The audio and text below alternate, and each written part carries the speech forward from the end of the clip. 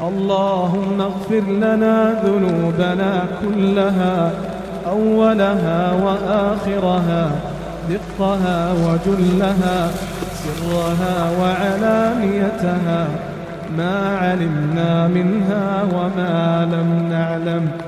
اللهم إنا نسألك من الخير كله، عاجله وآجله، ما علمنا منه وما لم نعلم، ونعوذ بك من الشر كله، عاجله وآجله، ما علمنا منه وما لم نعلم.